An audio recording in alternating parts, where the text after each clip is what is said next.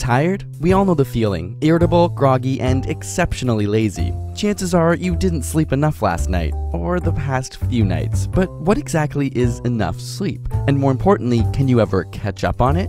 While the very function of sleep is still debated by scientists, we do know that it's necessary to function efficiently and productively. After all, we spend 24 years of our lifetime sleeping, it had better be important. Researchers have tested how much is required each night by assigning groups of people to 4, 6, and 8 hours of sleep over extended periods of time. After 14 days, those with 8 hours of sleep exhibited few attention lapses or cognitive issues. However, those with 6 or 4 hours of sleep showed a steady decline. In fact, after only 2 weeks, the 6-hour group showed a similar reaction time to a person with a blood alcohol concentration of 0.1%, which is considered legally drunk. The 4-hour sleepers suffered even more, occasionally falling asleep during their cognitive tests. In both groups, brain function decreased day by day almost linearly with no sign of leveling off. Scientists have dubbed this cumulative effect as sleep debt. So can we recover from it? After a night or two of little sleep, studies show that the body and brain can fully recover with a few nights of good sleep. However, with long-term sleep deprivation on the scale of weeks to months, the recovery of cognitive function is much slower, requiring many more nights of quality sleep.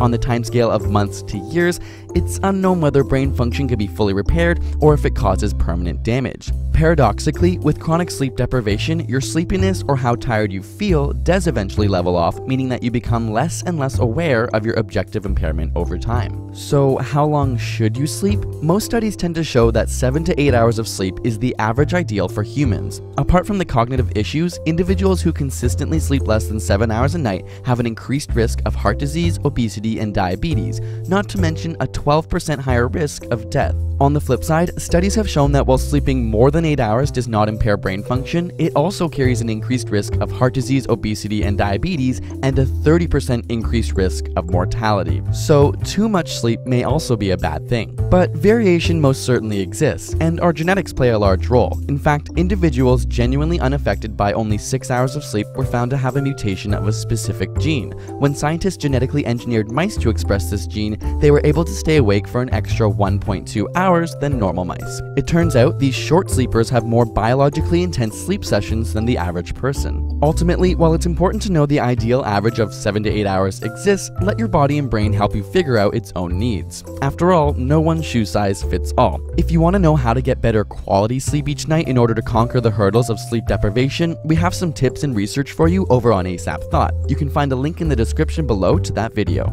Thanks to Audible.com for giving you a free audiobook of your choice at audible.com/ASAP. Audible is the leading provider of audiobooks with over 150,000 downloadable titles across all types of literature. We recommend the A Song of Ice and Fire series, which the Game of Thrones TV show is based off of. It's kept us up through the nights and caused a lot of lost sleep. You can download this audiobook or another of your choice for free at audible.com/ASAP. And with a subscription, you get 1 free book a month so you can read the whole series. Special thanks to Audible for making these videos possible. And subscribe for more weekly science videos.